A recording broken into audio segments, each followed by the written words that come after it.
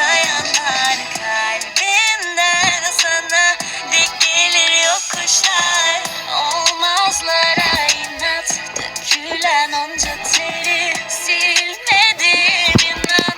Kapattım bu defteri ya. Yerime koyamadım kimseyi benim yerime.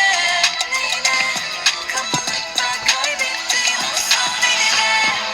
Deliye dönersin böyle bastım manteline. Deneme o gemi aldı yoldan artık evine. Yalnız kalmadım işte göreceksin sen bu gidişle. Sensiz daha iyi, sensiz bensiz daha iyi. Kaybettim bu dönüşle, şimdi kal elinde. Sensiz daha iyi, sensiz bensiz daha iyi. Aklının bir kenarına yaz, kendimi seçtim en sonunda. Senle geçen tüm günlerimin hatırına.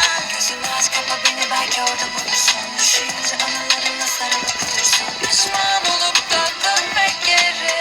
Kapattım o defteri ya. Yalnız kalmadım işte. Göreceksin sen bu gidişle. Sensiz daha iyi, sensiz bensiz daha iyi.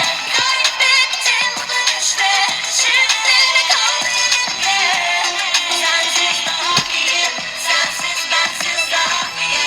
Atadığım güneşine bir gün doğabilir. Gözünün önünde dursa da yakabilir. Kalıcı olmuyor hiçbir şeyin dibi görmeden. Hazır zirveye kurulan. Hadi şimdi gözümün içine bak söyle. Kaldı mı yanında seni seven biri böyle? Kim bile bilir de hepsi tersine dönecek. Ben parlarken senin ışığın sönecek.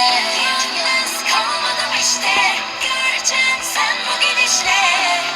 Sensiz daha iyi, sensiz bensiz daha iyi. Kaybettim bu dönüşle, şimdi kal elimde. Sensiz daha iyi, sensiz bensiz daha iyi. Yalnız kalmadım işte, göreceksin sen bu gidişle. Sensiz daha iyi, sensiz bensiz daha iyi. Kaybettim bu dönüşle, şimdi kal elimde. Sensiz daha iyi, sensiz bensiz daha iyi.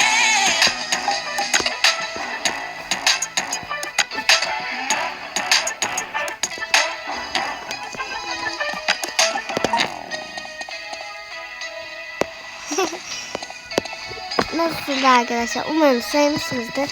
Ben zaten ya dans oyunu yapamıyorum ama burada da Hilal Yelekçi. Hilal'i çok seviyorum galiba. Hilal Yelekçi yazmış. Ona da buradan büyük bir kalp atıyorum. 9. seviye. Çok güzel. O zaman görüşürüz. Kanalıma abone olup like atmayı unutmayın. Sizi çok seviyorum. Görüşürüz. Umarım sevmişsinizdir.